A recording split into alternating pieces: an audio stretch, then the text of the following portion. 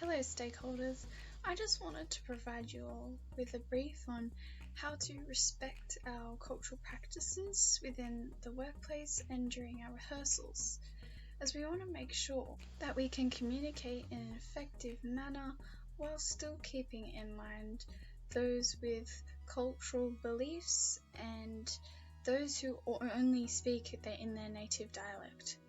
We have invited 2 elders to our event, and they are very revered in the Indigenous community. These elders will be present on the first day of rehearsal and on the event day. The reason I've prepared this short video is to ensure that we all remain respectful within culture and that we are also aware of the right practices when it comes to interaction.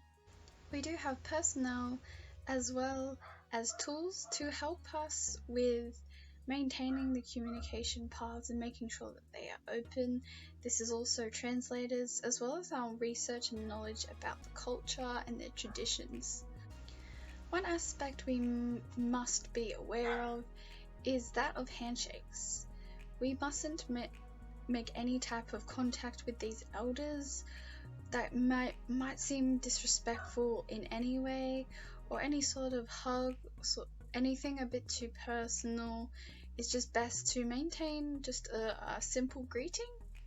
We also want you to make sure that when a translator is present, that you don't talk directly to the translator, that you talk to those elders, as this might make them feel left out, as they want you to tell them things. You're not talking to the translator personally, you're talking to those elders. So make sure you maintain eye contact, and the translator will translate it as if they are speaking back to you as well. So this just makes it a bit more comfortable for everyone, and no one feels left out or isolated, so that we're not disrespecting that they would like to speak in their native dialect, and we will not be forcing anyone who does not want to speak in different languages to do that. Everyone's always there to help. We always have other methods. We also have radios and everyone on board, just to make sure for safety reasons. We will make sure someone can translate definitely on the rehearsal day as well. I will also be emailing everyone a production schedule so that we know after any type of rehearsal, especially the first day, those scheduled times afterwards for the debrief is when we can discuss what needs to be changed, whether in the performance, the staging, the choreography. And with the elders, we'll make sure that that you let the manager know that you need to speak to them, and then we'll grab the translator, and so that we can quickly and effectively communicate what needs to be communicated to those elders, and make sure that nothing goes off schedule, so we designate that time.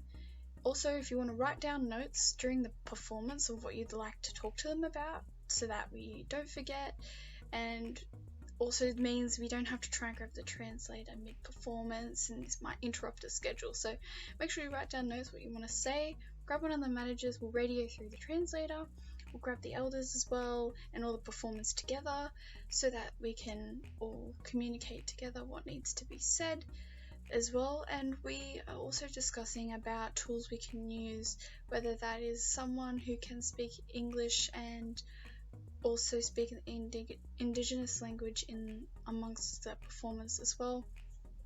We're also thinking about signage, especially with safety.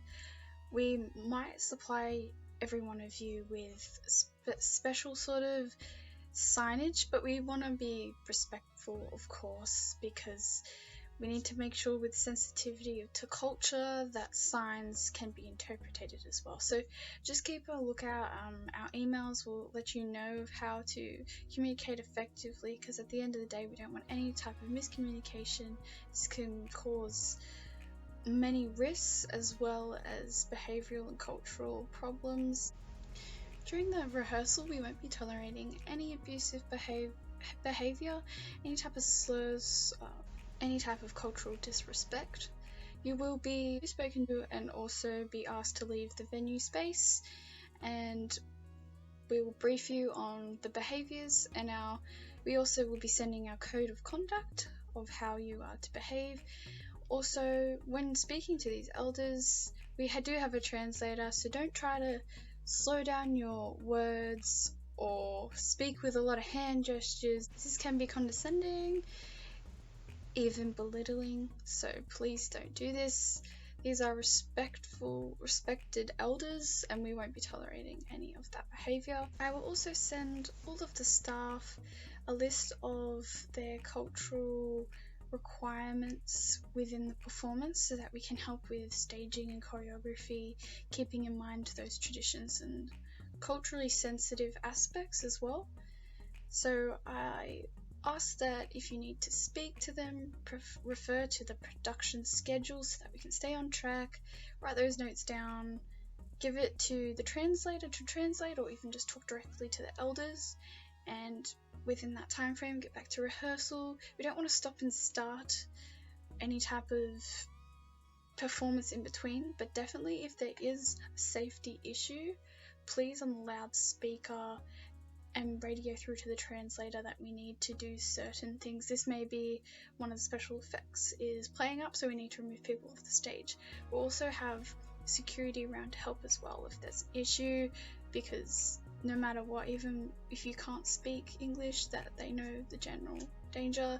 They will also be briefed as well on emergency evacuation plans and any type of sort of issue that goes wrong, so you guys don't have to worry about that.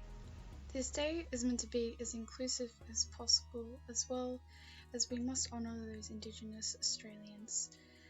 I thank you very much for listening to this brief. I hope this helps you out in any way.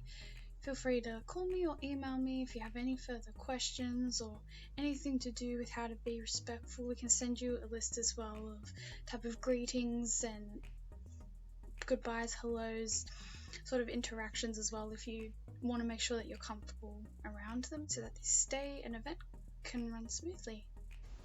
Successful rehearsals means a successful event, so I look forward to working with you all on this wonderful event held by the Melbourne City Council.